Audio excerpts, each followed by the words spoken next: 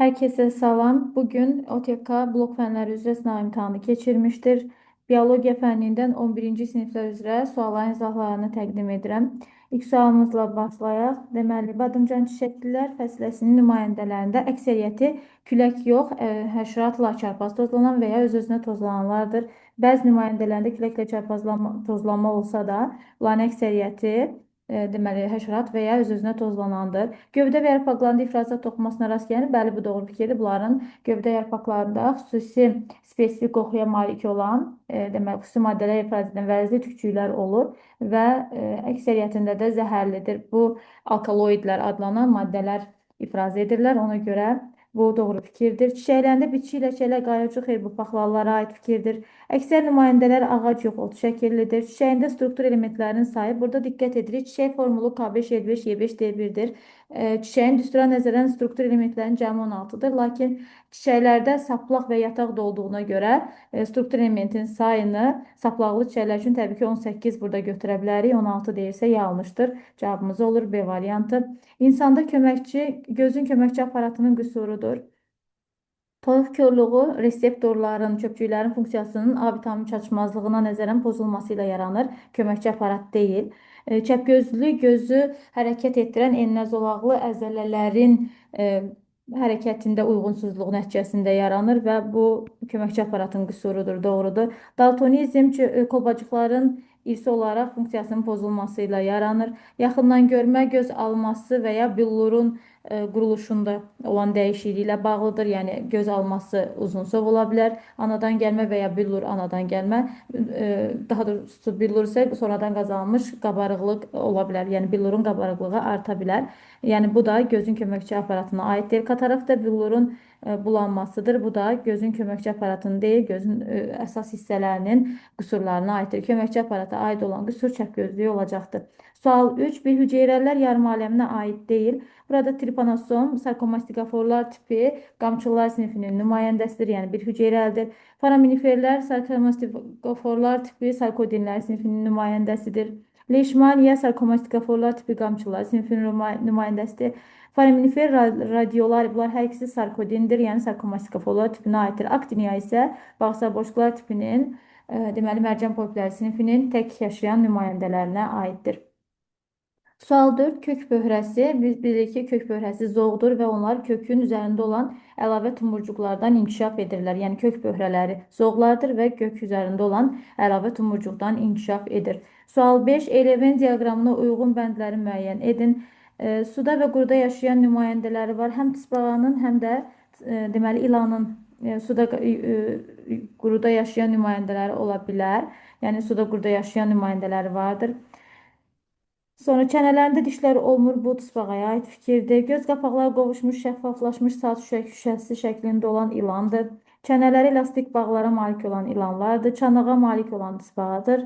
Ürəyi 3 kameralıdır. Burada hər ikisinə deməli ortaq götürürük. Bir də suda quruda yaşayan nümayəndələri ortaq fikir kimi götürdük.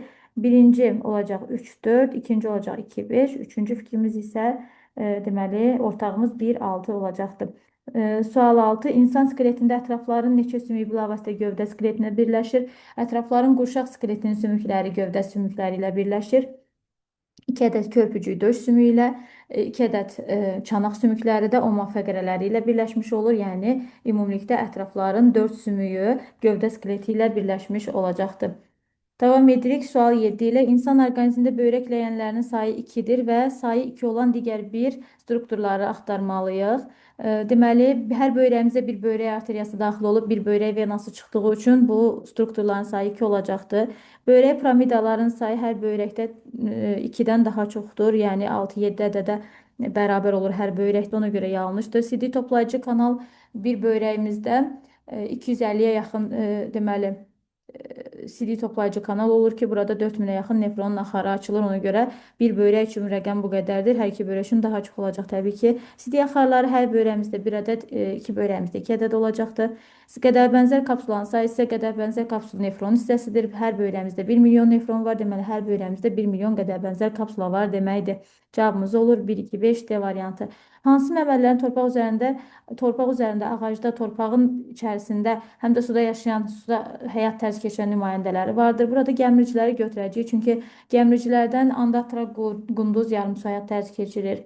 Torpaq üzərində yaşayan siçanları və s. deyə bilərik. Ağacda yaşayan sincabları deyə bilərik. Torpağın daxilində yaşayan köstəbəkləri deyə bilərik. Ona görə gəmiricilərin nümayəndələri daha çox fərqli mühitlərdə yaşayan həyat tərzi keçirdikləri üçün burada gəmiriciləri müəyyən edə bilərik. Sual 9. Qlukoza qlikogenə çevrilirsə bu qaraciyərdə baş verə bilər və insulin hormonunun təsiri ilə insulin tərkib elementinə isə sinki aid edəcəyik. İnsulin zülal mənşəli hormondur. Qeyri-zülali hissəsində isə sink vardır. Deməli, Miçurin tərəfindən sarı beflə kitaykanın çaprazlaşdırılmasından alınan bitkilərin meyvələri öncə turş olmuşdu və Miçurin dominantlığı idarə edərək deməli, sarı beflerlə kitaykadan almış hibridə, yəni calağa, həmin hibridə sarı beflerin çətirlərini yenidən deməli, calaq edir və bu zaman dominantlığın idarə olunmasına nail olur. Yəni burada deməli sarı beflerin çətirindən hibridin çətirinə sarı beflerin deməli çətirlərindən götürmüş qələmlərlə calaq etmişdir. Demək cavabımız olur A variantı. Sual 11. Başlanğıc bakteriyanın sayı 5-dir. Bölünməyə sərf olunan zaman 110, bölünmə nəticəsində əmələ gələn bakteriyanın sayı isə 160-dır. NT bərabərdir, bir dəqiqə, NT bərabərdir N0 vuraq 2 üstü N düsturundan istifadə etsək, burada bizim deməli, başlanğıc bakteriyamızın sayı 5, əmələ gələn bakteriyamızın sayı 160-dır. Bərabərdir 2 üstü N ifadəsinin qiymətini buradan tapsaq, bu bizə 32 verir. N-imizin sayı olur 5. Deməli, bizdə 5 nəsil vardır və 110 dəqiqədə 5 nəsil əmələ gəlibsə, 1 nəslin əmələ gəlməsinə 22 dəqiqə vaxt sərf olunmuşdur. Cavabımız olur B variantı. Sual 12. İnsan ödü haqqında hansı ifadə doğru deyil? Öd eritrositlərin parçalama məhsulları tərkibində bəli eritrositlərin parçalama məhsulları vardır. Doğru fikirdir. Qaraciyərdən nazik bağırsağa axır, bəli, bilavasitə qaraciyərdən nazik bağırsağa da axa bilər. Öd kisəsinə toplanan kisə ödü də nazik bağırsağa açıla bilər, doğrudur. Bağırsaqların hərəkətini sürətləndirir, bağırsaqların deməli, işini tənzimləyib sürətləndirir, bu doğru fikirdir. Lakin yağların kimyəvi deyil, mexaniki həzmini həyata keçirir. Sual 13. Həcmi A millimetr kub olan insan. Deməli, həcmi A insan spermasında. Biz bilirik ki, 1 millimetr kub sperma mayesində minimum spermatozoidin miqdarı 20 milyondur. Yəni 20 vuraq 10 üstü 6. Bizə verib 60 milyon, 60 vuraq 10 üstü 6. Və indi nəyi müəyyən etməliyik? Öncə bizim verilən maddənin həcmi nə qədərdir? Dedik ki, 1 millidən 1 millimetr kub sperma mayesində, daha doğrusu 1 santimetr kub üzr istəyirəm, sperma mayesini götürməliyik. Bir saniyə. 1 santimetr kub sperma mayesində öncə 1 santimetr kubu millimetr kuba keçək kənarda. Bu eləyəcək 1000 millimetr kub, yəni 10 üstü 3. Deməli, 1 santimetr kub sperma mayesində 10 üstü 20 vuraq 10 üstü 6 spermatozoid vardır. Bizim bunu müəyyən edək ki, deməli 10.000 millimetr kub kimi. Deməli 10.000 millimetr kub sperma mayemizdə 60 vuraq, 20 vuraq 10 üstü 6 spermatozoid vardır. Əgər bizdə 60 vuraq 10 üstü 6 spermatozoid varsa, bu bizim mayemizin miqdarı olacaq 3000 millimetr kub. Deməli, öncə nə etdik? Santimetr kubu millimetr kuba keçdik. 1000 millimetr kubda minimum 20 vuraq 10 üstü 6 spermatozoid varsa, 60 milyon spermatozoid neçə milli mayedədir? 3000 milli mayedədir. Və bu mayenin miqdarına bərabər miqdarda eritrositi qeyd edir. Biz bilirik ki, 1 millimetr kub qanımızda olan eritrosit miqdarı maksimum 5 milyondur. 5 vuraq 10 üstü 6. Bizim mayemizin miqdarı 3 vuraq 10 üstü 3'tür. Bu rəqəm də bizə verəcək 15 vuraq 10 üstü 9, cavabımız olur 15 milyard. Sual 14. Azıxantroplar piteokantroplardan fərqli olaraq, deməli, azıxantroplar piteokantroplardan fərqli olaraq bəli dəri paltar geyinmişdilər. Sürü halında, hər ikisi sürü halında yaşayıb, çənaltı çıxıntıya malik deyildi, hər ikisi malik deyil. Ən qədim insanlar aiddir. Bunlar, bəli, arxantroplardır, ən qədim insanlardır. Daşdan müxtəlif əmək alətləri hər ikisi düzəldilib. Piteokantroplar da əmək alətləri düzəltmişdir. Ərsin burğu kimi əmək alətlərindən istifadə ediblər. Ona görə də dəri paltar geyinməsi pitenkantroplara aid deyildir. Ona görə cavabımız olur B variantı. Bəzi balaca quşlar öz yuvalarını qartal yuvaların yanında qururlar. Qartallar onları yemir, onlar qartal hesabına yırtıcılardan qorunur. Bu münasibətin qartal üçün bir faydası yoxdur. Lakin xırda quşlar üçün faydalıdır. Bu isə bir tərəf üçün faydalı, digər tərəf üçün neytral olan komensalizm münasibətləridir. Sual 16. Adi gecikən xarici görünüşcə yandırıcı gecikənə bənzəməsi. Bu ikinci növ maskalanmadır. Deməli, morfoloji uyğunlaşmada fərdlər, təhlükəsiz olan fərdlər, müdafiəsiz olan fərdlər özlərini qorumaqdan ötürü bəzi uyğunlaşmalar qazanmışdır. Məsəl üçün, bəzi kəpənəklərin, bəzi milçəklərin arıya bənzəməsi, bəzi, misal üçün, yandırıcı, adi gecikənin görünüşcə yandırıcı gecikənə bənzəməsi, yəni təhlükəli olmayan bir canlının, müdafiəsiz bir canlının özünü təhlükəli bir canlıya bənzəməsi bu olacaq ikinci növ maskalanma, yəni mimikriya. Davam edirik. Sual 17 ilə. İnsanda daxili sekresiya vəzlərinin sayı, boyun nahiyəsində olan daxili sekresiya vəzlərimiz 4 qalxana bənzər ətraf, 1 qalxana bənzər olmaqla 5 daxili sekresiya vəzisi, döş boşluğunda isə timus vəzini qeyd edəcəyik. Deməli, döş boşluğunda 1 ədəd, boyun nahiyəsində 5 ədəd, ümumi 6 ədəd daxili sekresiya vəzisi qeyd etmiş oluruq. Sual 18. İnsanın baş beynindən çıxan sinirlərin 3 cütünün hissi, 5 cütünün isə hərəkə olduğunu nəzərə alaraq, mərkəzi sinir sistemindən çıxan sinirlərin təxminən neçə faizi qarışıq sinirdir? Bilirik ki, mərkəzi sinir sistemindən 31 cüt baş beyin, 31 cüt onurğa beyin, 12 cüt baş beyindən olmaqla ümumilikdə 43 cüt sinir çıxır. Yəni 86 ədəd sinir çıxır. Biz 86-nı 100% kimi götürsək, qarışıq sinirlərin sayına baxaq. Baş beyindən çıxan 3 cüt hissi, 5 cüt deməli, hərəkət sinirdən başqa 4 cütdə qarışıq sinir vardır. Deməli, baş beyindən 4 cüt, onurğa beyindən 31 cüt, ümumidə 35 cüt, yəni 70 ədəd qarışıq sinir çıxır. Deməli, 86 ümumi sinir, mərkəzi sinir sistemindən çıxan sinirlərin sayıdır. 70 isə qarışıq sinirlərin sayıdır. Buradan da x-imizi müəyyən etmiş olsaq, təqribən 81,3 bu şəkildə davam edir. Təqribi götürsək 81,4 etmiş olacaq. Cavabımız olur A variantı. Hansı xromosom mutasiyasıdır? Down genom mutasiyasına aiddir. Xromosom sayında artımla müşahidə olunan genomdur. Həmçinin Edward Patau xromosom sayında artımla müşahidə olunan genom mutasiyalardır. Şerşevski-Terner isə genom mutasiyasıdır və xromosom sayında azalma ilə müşahidə olunur. Cavabımız olur Lejen sindromu. 5-ci xromosom sahəsində itkinin deməli, baş verməsi ilə yaranan xromosom mutasiyasıdır. Pişik çığırtısı və ya Lejen sindromu adlandırırıq. Sual 20. Mitoxondrisi var, amma hüceyrə tənəffüsündə iştirak etmir. Göy yaşıl yosun siyanobakteriya ümumiyyətlə mitoxondrisi yoxdur. Xlamidamana da mitoxondri var və tənəffüsdə iştirak edir. Həmçinin şampinyon var və tənəffüsdə iştirak edir. Qaraciyər soruşu kibikli sülfəsində də oksigeni tənəffüs etdiyi üçün suda oksigeni tənəffüs edir və mitoxondriya sahibdir. Mitoxondrisindən də hüceyrə tənəffüsündə istifadə edir. Lakin yetkin öküz soruterində mitoxondrilər artıq belə deyək, tənəffüs funksiyasında rol oynamırlar. Ona görə də yetkin fərdləri anaerob tənəffüs edirlər, mitoxondridən istifadə etmirlər. Cavabımız olur D variantı. Sual 21. Çay xərçəngində xitin dişciklər yerləşir. Xərçəngdə mədə 2 şöbədən ibarətdir. Xitin dişcikli üydücü şöbə, bir də ki süzücü şöbədən. Qida borusundan üydücü şöbəyə ötürülür. Daha sonra isə üydücü şöbədən hissə süzücü şöbəyə, oradan isə bağırsağa keçir. Yəni mədənin bilavasitə qida borusu ilə birləşən hissəsi xitin dişciklərdən ibarətdir. Daha sonra bağırsağa birləşən hissə isə süzücü şöbədir. Sual 22. Postembriyonal inkişaf deməli, inkişafında tənəffüs orqanları daha çox müxtəlifliyə rast gəlinən qurbağa olacaq. Çünki qurbağanın postembriyonal inkişafı çömçə quyruq mərhələsi ilə başlayır və çömçə quyruqda qəlsəmə tənəffüsüdür. Daha sonra qurbağanın özündə həm dəri, həm də ağciyər tənəffüsü varsa, daha çox tənəffüs orqanı müxtəlifliyinə sahibdir. Sual 23. Normal həyat dövranında hansı elementlər yetkin fərdləri insan bədənində parazit edir? Exnakokun aralıq sahibi olduğumuz üçün bizdə sürfə mərhələsində olacaq, qovuqlar yaradacaq olmaz. Öküz soyuterin yetkin fərd mərhələsində insanın nazik bağırsağında parazit edir. Qaraciyər sorusu yetkin fərd mərhələsində insanın qaraciyərində parazitlik edir. Ankilostoma yetkin fərd mərhələsində insanın nazik bağırsağında parazitlik edir. Nereyit insanda parazitlik ümumiyyətlə parazit deyil. Toksoplazma parazitdir, insanda parazitlik edə bilər, lakin helmint deyil. Protozoozlara aiddir, ona görə götürmürük. Cavabımız olur 2, 3, 4. Davam edirik 24-cü sual ilə. Pislofitlər bilavasitə mamır kimlərə başlanğıc verir? Xeyr. Yosunlar deməli iki şaxəyə başlanğıc verir.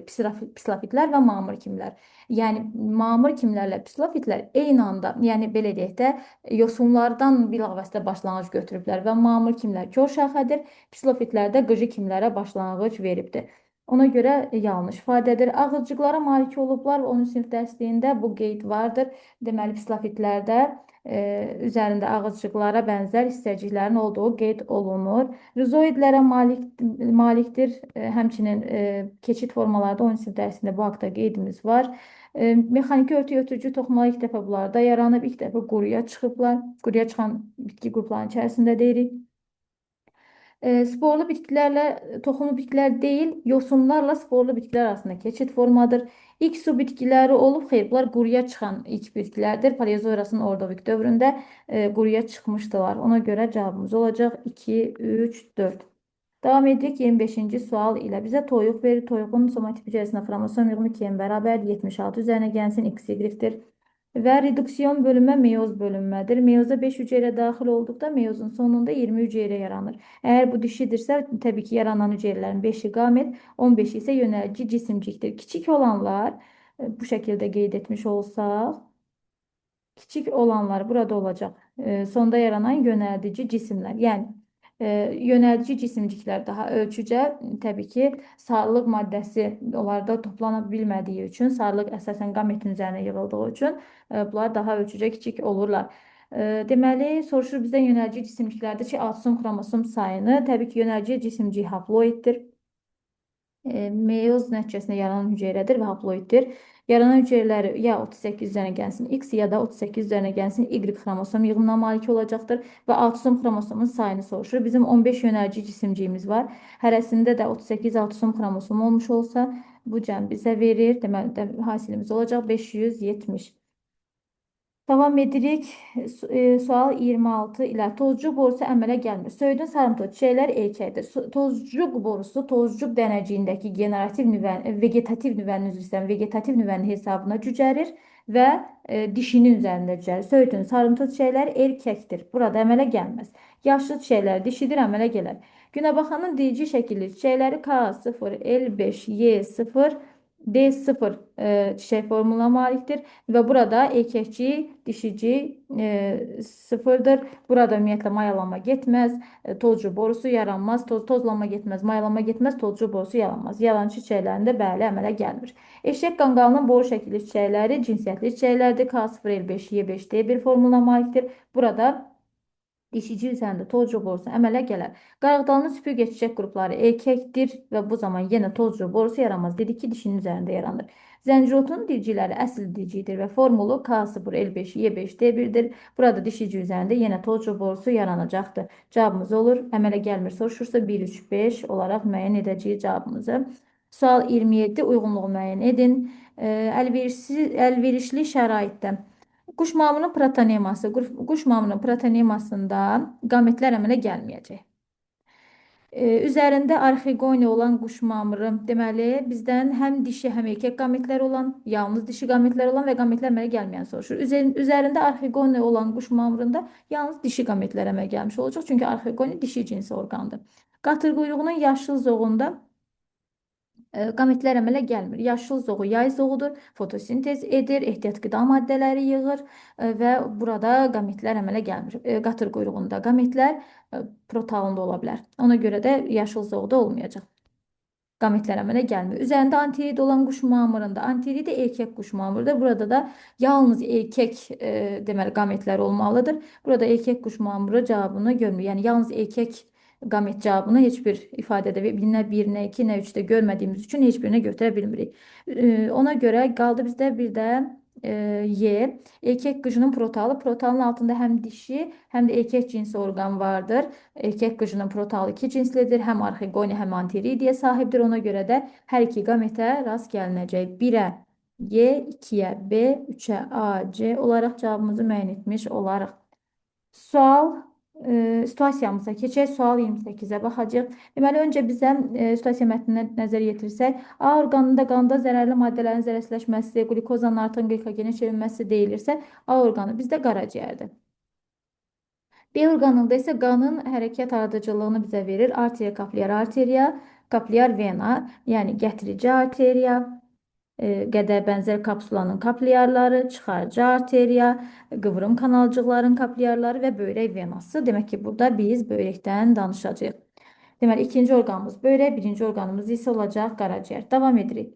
Qanın formalı elementlərinin sayının normada olduğunu qəbul edərək B orqanında daxil olan qanın 100 millisində X xromosom miqdarı. Bu insan Klinefelter sindromudur. Klinefelter sindromu xromosomu XXY-dir və bir somatik hüceyrəsində 2 X cinsi xromosom olacaq. Və biz qanda təbii ki, eritrositlərin nüvəsiz, trombositlərin nüvəsiz olduğunu bilirik, leykositlərin nüvəli olduğunu bilirik. Leykosit sayına nəzərən biz X xromosom miqdarını tapmış olacağıq. Öncə baxaq. 100 millilitr verib, 100 millilitr 100 vuraq 10 üstü 3 millimetr kuba bərabərdir. Biz bilirik ki, 1 millimetr kub qanımızda minimum leykosit miqdarı 4000-dir. 4 10 üstü 3'tür. Qanımızın miqdarı 100 vuraq 10 üstü deməli 3-dürsə, leykosit miqdarımız olacaq 400 vuraq 10 üstü 6. Bu bizim olur leykosit miqdarımız. Bir leykosit hüceyrəmizdə 2 X cinsi xromosomu varsa, ümumilikdə bizim qanımızda bu insanın 100 milli qanında olan X xromosomu miqdarı olacaq 800 vuraq 10 üstü 6 qədər. Yəni 800 vuraq 10 üstü 6 leykosit yox. Bizdən soruşduğu X xromosomu idi. Düzəldək. Bizdən soruşduğu X xromosomuydu. Deməli, olacaq 800 vuraq 10 üstü 6 X xromosomu. Sual 29. Cədvəli tamamlayın. B orqanı ilə eyni bədən boşluğunda, B orqanı bizdə böyrək idi. Böyrək ilə eyni bədən boşluğunda yerləşən endokrin sistemə aid olan vəzilər və onların adları. Endokrin sistemə aid olan, yəni hormon hazırlaya bilən vəzilər böyrək üstü vəzi olacaq, bir də mədaltı vəzi olacaq. Böyrək üstü vəzin sayı 2 ədəd, mədaltı vəzin sayı 1 ədəddir. Qanı B orqanı bilavasitə gətirən damar soruşur. B orqanı böyrəkdir. Böyrəyə qanı bilavasitə gətirən damar böyrək arteriyasıdır. Bilavasitə böyrəyə daxil edən böyrək arteriyasıdır. Böyrək arteriyası öz başlanğıcını qarın aortasından almışdır. Sual 30. Eritrositin B orqanına gedib çatması üçün A orqanından hansı damarla çıxdığını və ürəyin kameralarından hansı ardıcıllıqla keçdiyini müəyyən edin. Deməli, B orqanından çıxan, bir dəqiqə, B orqanı gedib çatması üçün A orqanından, A orqanı bizdə qaraciyərdir. Qaraciyərdə parçalanmış olan, belə deyək ki, qaraciyərdən çıxmış olan eritrosit, qaraciyər venası ilə qaraciyərdən çıxacaq. Çünki qaraciyərə qan qaraciyərin qapı venası ilə daxil olur, qaraciyər venası ilə çıxır. Qaraciyər venası ilə qaraciyərdən çıxacaq, daha sonra aşağı boş vena ilə ürəyin sağ qulacığına, oradan sağ mədəciyinə, daha sonra getdi sağ mədəcikdən ağciyər kötüyü, ağciyər arteriyaları getdi, ağciyərlərdə oksigenlə zənginləşdi, kaplyarda mübadilə getdi, alveollar arasında və oksigenlə zənginləşdikdən sonra ağciyər venaları ilə sol qulacıq, sol mədəcik ürəyin kameralarını keçmiş olacaq.